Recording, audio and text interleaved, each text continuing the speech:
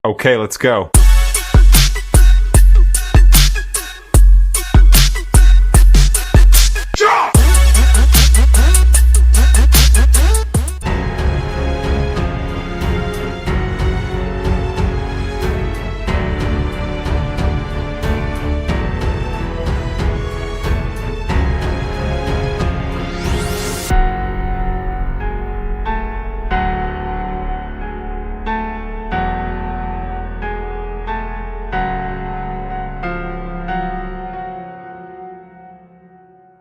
Jumpa kembali rekan-rekan sekalian dengan saya Arif Afrullah di podcast Rakyat Bicara, rumah bersama rakyat dan relawan Jawa Tengah.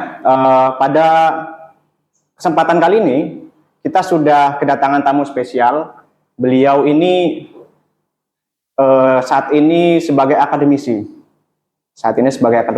Dan beliau memiliki track dan rekam jejak salah satu punggawa dulu ketika reformasi itu berjalan gitu. Selamat datang Mas Hendri. Selamat datang Mas Arif. Gimana kesibukan hari ini?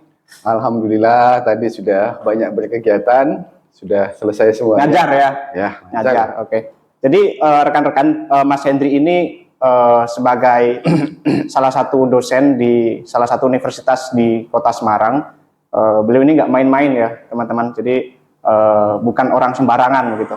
Jadi Mas Hendri, apa yang mau kita obrolin pada malam hari ini Mas, kira-kira Mas? Tahu nggak kira-kira Mas? Ya, silakan saya ngikut aja. Oh, oke. Jadi rekan-rekan, kita mau ngobrolin soal aktivisme 98 ya, karena beliau ini, Mas Hendri dulu itu termasuk ke dalam aktivis di reformasi 98. Nah, jadi siapa nih kira-kira yang di tahun 98 udah lahir nih? Nah, kebetulan kalau saya udah ya, kalau rekan-rekan gimana nih kira-kira? Silakan jawab di kolom komentar di bawah ini. Baik, teman-teman, sebelum lanjut ke diskusi ya, ngobrol santai kita, silakan teman-teman apabila ada topik atau bahasan yang ingin dibahas, silakan bisa komen di kolom komentar, dan jangan lupa like, comment, and subscribe ya teman-teman. Like, comment, subscribe teman-teman, ini sangat berarti bagi kelangsungan channel kami tentunya. Baik Mas Hendri, bicara soal 98 ini tentu nggak akan jauh-jauh dari eranya Pak Soeharto ya Mas Hendri. Iya. Nah, Pak Soeharto waktu itu menjabat cukup lama, selama 32 tahun sebagai presiden, dan saya kira tentu banyak sekali hal yang menjadi sejarah ya Mas Hendri. Kira-kira waktu itu apa yang Mas Hendri rasakan di era 98 itu? Atau ketika masa-masa menjadi mahasiswa? Iya. Iya, jadi sampai hari ini saya masih punya ingatan yang baik gitu ya tentang apa yang terjadi pada tahun 98 yang lalu gitu kan ya. Jadi itu masa-masa yang sangat membekas ya, karena yang saya lakukan di tahun 98 itu kemudian memberikan pengaruh yang sangat besar terhadap diri saya sampai dengan hari ini. Membentuk Mas Hendri yang saat ini tentunya. Betul, gitu ya. Jadi yang terjadi pada tahun 98 itu bukan semata-mata aktivisme mahasiswa turun ke jalan gitu ya, tetapi ada nilai-nilai yang dibawa oleh mahasiswa ketika itu, konteksnya adalah dalam rangka untuk membangun demokrasi yang sehat gitu ya, kemudian juga melakukan kritik terhadap kekuasaan kebijakan waktu itu. Betul. Ya. Jadi pada waktu 98 itu, kalau waktu itu kan saya masih baru lahir berarti ya, 98. Tapi kalau masa-masa soal kehidupan yang kira-kira masyarakat itu sudah merasakan, wah ini zaman enak nih, ini gak enak nih, ini harga mahal, ini enggak nih, kalau misalkan sekarang tuh. Ini kan berarti di usia saya sekarang yang 25 tahun gitu kan. Nah, kalau Mas Hendri kan waktu itu sudah merasakan tuh. Nah, kalau kondisi kekuasaan ya, Pak Soeharto pada waktu itu, gimana sih treatment beliau? Kalau sekarang kan Pak Jokowi Mas Hendri juga merasakan nih. Nah, kalau zamannya Pak Soeharto gimana kira-kira waktu itu? Iya, sebetulnya kalau secara awam gitu ya, secara awam kita melihat kondisi masyarakat di era Orde Baru itu kan di atas permukaan gitu ya, relatif stabil kan gitu ya. Artinya enak. Ya, relatif stabil itu artinya begini, ada sesuatu yang menjadi misteri di balik kestabilan itu. Gitu ya. Oke. Nah, ini yang apa yang perlu kita pahami juga gitu ya. Jadi stabilitas yang dibangun oleh kekuasaan rejim Orde Baru itu adalah stabilitas yang dibangun di atas ketakutan rakyat, gitu ya. Jadi stabilitas itu hanya nampak seolah-olah, gitu ya. Sebetulnya yang terjadi di dalam, gitu ya, kalau kita mencoba untuk menyelami kehidupan masyarakat ketika itu ada ketakutan Ada misteri. Iya, ada ketakutan.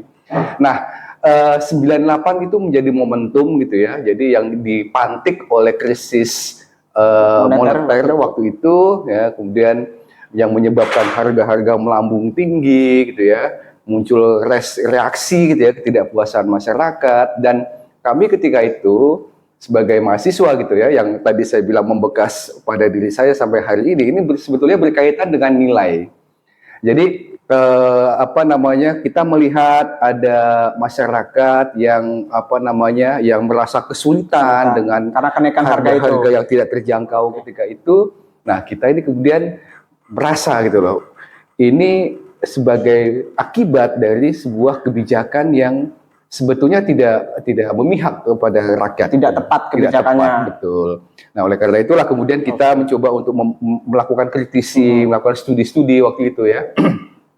Dan sampai pada kesimpulan bahwa ini nggak benar ini. Gitu. Oke, tapi Mas Hendri kalau boleh tahu dari perspektifnya Mas Hendri, salah satu sebab utama Mas Hendri waktu itu, kenapa sih sampai terjadi inflasi keuangan besar-besaran waktu itu ya Mas ya? Kira-kira kebijakan secara garis besarnya apa sih yang gagal waktu itu? Ya, sebetulnya inflasi itu adalah dampak ya. Oh iya. Jadi penyakitnya adalah KKN waktu itu kita menyebutnya ya. Korupsi, kolusi, nepotisme. Oh ya, makanya itu jadi salah satu semangat reformasi ya Mas? Iya, betul. Jadi karena korupsi yang luar biasa, kemudian kolusi ya di antara para pejabat dengan lingkaran terdekatnya mereka, kemudian juga nepotisme ya. Nah, itu kemudian membuat struktur perekonomian itu juga terdampak gitu ya. Artinya waktu itu banyak sekali konglomerat yang muncul yang itu disokong sebetulnya oleh pemerintah yang tujuannya tidak lain juga untuk mendukung gitu ya, mendukung kekuasaan yang ada pada waktu itu. Gitu. Oke. Jadi pada waktu itu sudah kelihatan cikal bakal oligarki ya Mas Hendri ya? Oh iya, sudah. Ya, artinya teman-teman pada waktu 98 itu orang-orang yang punya kekuasaan, mereka juga berupaya tentunya untuk bisa menguasai bisnis gitu. Menguasai bisnis termasuk juga ekonomi ya Mas Hendri yang ada di dalamnya. Akhirnya apa? Semakin jauh jurang antara si kaya dan si miskin. Gitu ya Mas Hendri ya? Yeah. Oke. Nah, kalau berbicara mengenai mahasiswa pada waktu itu, tentu akibat dari kebijakan-kebijakan yang kurang tepat waktu itu, sehingga ada inflasi sebagai akibatnya, harga-harga naik, masyarakat tercekik, kesulitan makan, begitu ya Mas Hendri, sehingga tergeraklah gerakan moral mahasiswa terhadap masyarakat sipil waktu itu ya Mas Hendri. Nah, waktu itu Mas Hendri, mohon maaf, kuliah waktu itu berarti di kota mana Mas? Di kota Semarang juga. Di kota Semarang. Jadi Mas Hendri dulu mahasiswa Semarang gitu. Nah, Semarang ini sejarahnya juga panjang ya teman-teman kalau bicara soal zaman dahulu ya Mas Hendri, termasuk juga 98. Kota pergerakan ini. Kota pergerakan. Selain Solo ya. Selain Solo, Semarang sebagai epicentrum gerakan begitu Mas Hendri. Oke. Sejarahnya begitu ya. Oke. Jadi kalau semangat reformasi yang dibangun waktu itu adalah gerakan moral ya Mas Hendri. Tentu banyak sekali kendala dari teman-teman untuk bisa menggerakkan, karena waktu itu belum ada Android atau juga media sosial seperti sekarang gitu Mas Hendri. bagaimana sih teman-teman mahasiswa pada waktu itu bisa membangun basis gerakan sedemikian rupa, demikian besarnya gitu Mas? Iya, ya ada spirit ya, Iya, spirit yang melekat gitu ya di kawan-kawan. Jadi perlu perlu teman-teman ketahui ya bahwa gerakan 98 itu tidak muncul serta-merta gitu ya. Dia dibangun dari proses yang panjang gitu ya. Jadi ada keterkaitan antara gerakan mahasiswa sebelumnya ya, mulai dari 78, kemudian gerakan angkatan 80-an sampai kemudian gerakan 98 gitu ya. Itu ada benang merah yang menyambungkan mereka. Jadi kami ini sebetulnya hasil dari sebuah proses pengorganisasian juga gitu ya. Jadi memang tidak banyak gitu ya. Jadi iklim waktu itu kan tidak sama dengan sekarang gitu ya. Dulu negara itu sangat represif gitu kan. Banyak penculikan-penculikan, penghilangan state aparatus. Ya, betul. Sehingga sedikit-sedikit kalau bertentangan dengan negara itu kita dicap sebagai pengkhianat lah. Kemudian ya otomatis kita akan berurusan langsung dengan hukum ya, dengan aparat. Nah, dari proses yang panjang itu ya kemudian itu justru memberikan substansi ya yang dalam bentuk nilai-nilai itu ya, bahwa demokrasi itu layak untuk diperjuangkan, bahwa humanisme itu layak untuk diperjuangkan gitu loh. Nah, ketika momentum krisis ekonomi, krisis moneter itu terjadi, sebetulnya kita tidak semata-mata melihat ini adalah dampak dari persoalan-persoalan ekonomi semata, gitu. Tapi ini adalah krisis multidimensi. Ya, krisis multidimensi semuanya itu terkena dampak gitu ya. Nah, dari situlah kemudian kita mencoba untuk membangun komunikasi dengan kawan-kawan gitu kan ya. Kita karena ada ikatan, ada spirit yang sama, ada proses yang sama-sama kita jalani meskipun tidak pernah kita bertemu waktu itu ya. Nah, ketika bertemu itu udah langsung klik kita itu. Iya. Langsung klik ya. Meskipun dulu itu handphone media sosial tidak ada gitu ya. Ada, kita pakai handphone juga waktu SMS itu. Waktu itu. Iya, pakai SMS gitu. Boros berarti waktu itu ya, Mas. Iya. Nah, itu udah cukup itu kita berkomunikasi. Nah, kita itu satu ya. Ada media memang komunikasi yang itu membantu kita untuk berjejaring. Tapi yang tidak kalah pentingnya adalah semangat berkomunitas sebetulnya.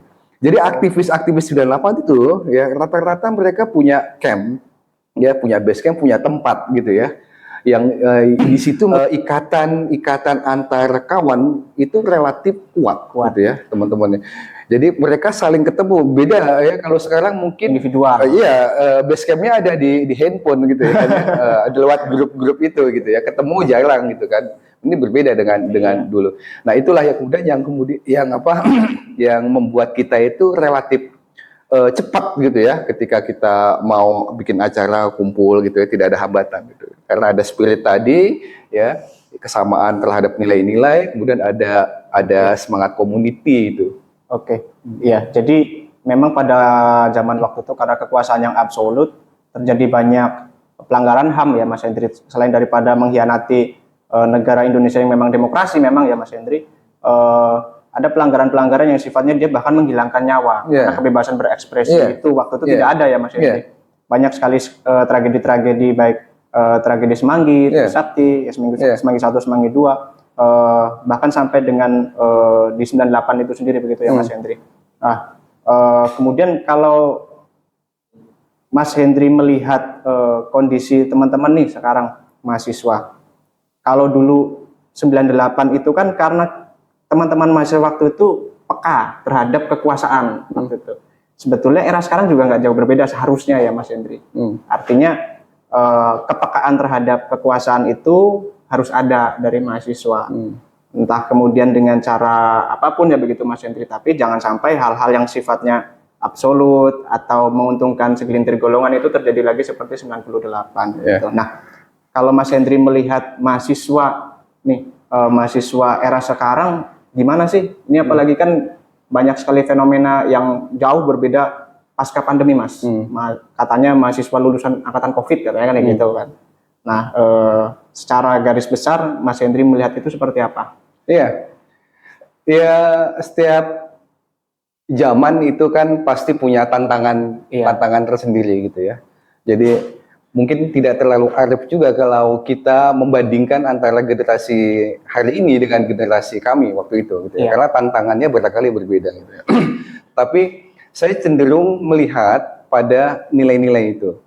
Jadi apakah nilai-nilai mahasiswa yang ada saat ini itu juga identik dengan nilai-nilai mahasiswa pada tahun 98. Nah, moral itu ya Mas ya? Iya, ini yang penting sebetulnya di situ.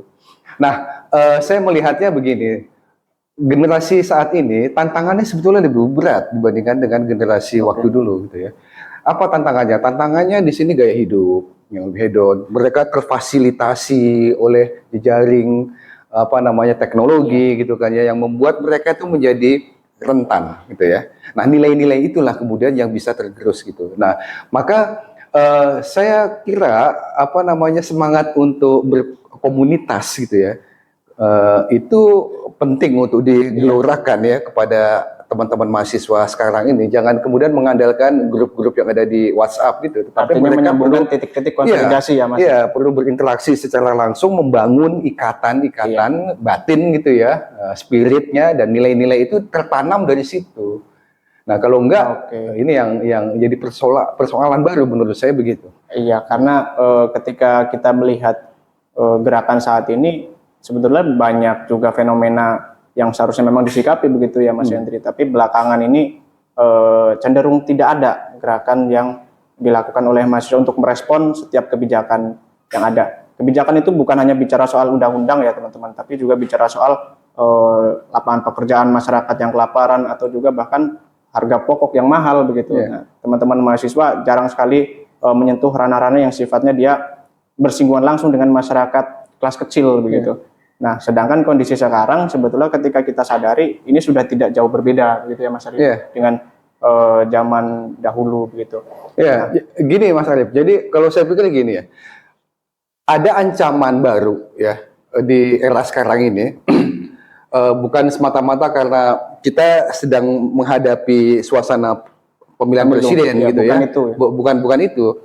Tapi kita melihat ada indikasi bahwa kekuasaan ya cenderung terulang kembali absolutismenya seperti halnya di masa lalu. Pemukulan-pemukulan itu. Iya, represivitas yang dilakukan oleh aparatus negara gitu kan ya. Kemudian juga korupsi, kemudian nepotisme gitu, itu kan sudah mulai nampak ini, mengejalakan ada.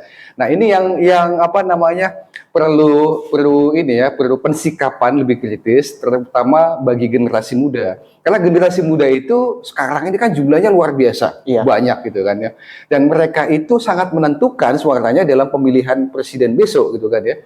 Nah, mereka perlu tahu juga bahwa ada persoalan gitu loh di sini itu, di mana ada indikasi untuk mengembalikan ya bentuk kekuasaan atau model kekuasaan seperti halnya di zaman bukan apa aja yang kelihatan di sosial media ya Mas. Iya. Nah, ini yang perlu kita pahamkan kepada teman-teman generasi muda supaya dia tidak salah juga dalam memilih ini tugas besar ini sebetulnya. Karena lebih dari 50% pemilih itu anak muda Mas. Iya, gitu kan ya. Dan artinya banyak pemilih pemula di situ.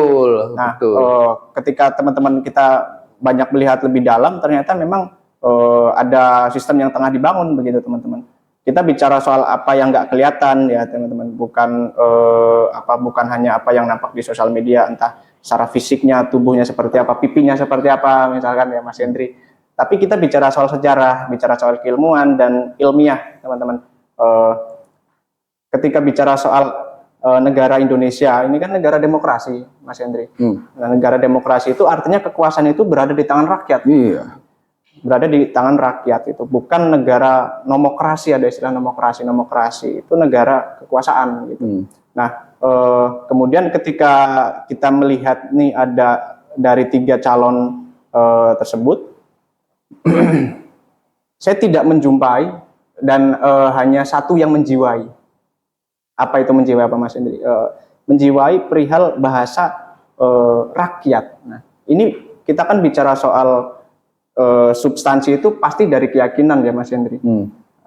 Kalau capres saja mengabdi untuk negara, artinya dia bicara soal kekuasaannya, bukan mengabdi kepada rakyat. Nah, hanya satu calon yang kemudian menjiwai berani untuk memasang badan ya teman-teman, memasang badan.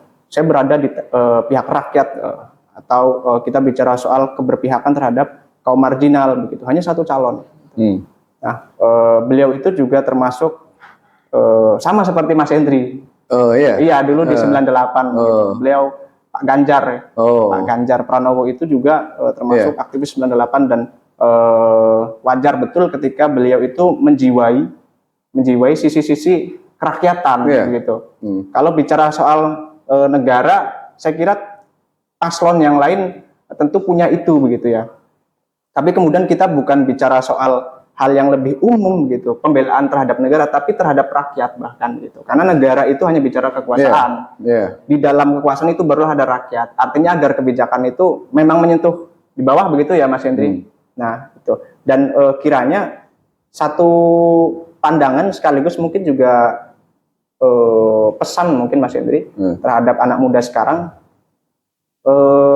pemilih ini harusnya seperti apa anak muda? Iya. Satu hal yang menarik tentunya ya, kita punya paslon atau calon ya, calon presiden yang punya latar belakang sebagai aktivis, dan itu memudahkan Pak Ganjar untuk memahami apa sebetulnya yang diinginkan oleh masyarakat gitu kan. Jadi menjadi aktivis itu bukan sekedar gagah-gagahan gitu ya, atau sekedar sok-sokan. Bahkan gitu rela nggak makan ya Mas. Iya, tapi itu adalah bentuk dari komitmen mereka gitu ya, bentuk dari cara mereka ingin lebih jauh mempelajari tentang situasi sosial dan situasi politik yang ada di luar. Saya kira bagus sekali gitu kan. Nah, dengan adanya latar belakang ya Pak Ganjar sebagai aktivis, tentu besar harapan dari kami gitu ya untuk Pak Ganjar itu mampu menerjemahkan keluh kesah gitu ya masyarakat gitu kan, bisa lebih punya empati gitu ya terhadap apa yang dirasakan oleh masyarakat gitu. Sehingga ketika beliau menyusun program ya, program-program itu, maka program-program itu memang mencerminkan apa yang dibutuhkan oleh masyarakat gitu ya.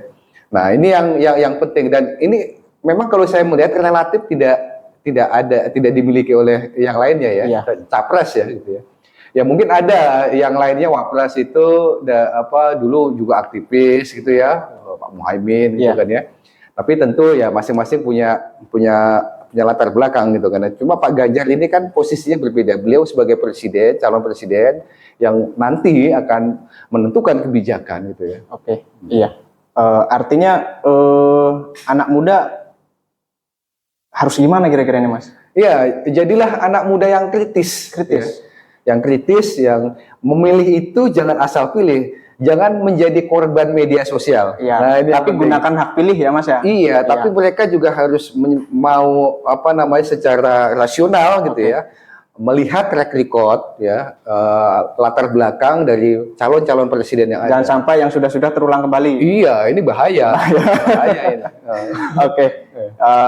Itu teman-teman sekalian, podcast kita pada hari ini di podcast Rakyat Bicara. Terima kasih atas kesediaan rekan-rekan untuk bisa mendengarkan obrolan ringan kita, obrolan saya dengan Mas Hendri tentunya. Jangan lupa gunakan hak pilih rekan-rekan di tanggal 14 Februari di 2024 ya, bukan kapan lagi coblosannya, bulan depan ini Mas Hendri. Jangan lupa untuk memilih nomor 3 Indonesia Unggul, Pak Ganjar. Insya Allah beliau merakyat dan setiap kebijakan akan selalu diorientasikan kepada rakyat tentunya. Kita tidak bicara soal paslon lain ya. Kenapa?